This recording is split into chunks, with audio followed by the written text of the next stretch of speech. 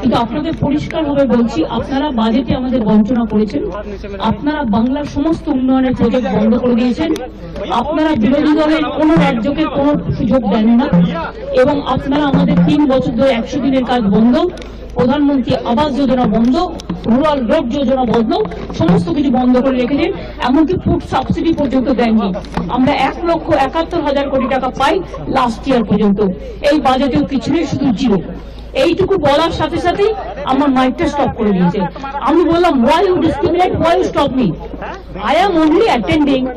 You should be happy for that. Instead of that, you are giving more scope to your party, your government, and you only me on behalf of opposition, only I am there, and you stop my mic. আপনি আমার mic বন্ধ করে দিচ্ছেন। আপনাদের এই বঞ্চনা আমি মানি না, তাই মনে রাখবেন আমি চললাম। बंगाल का इंसल्ट है, बंगाल का नहीं, सब रीजनल पार्टी का इंसल्ट।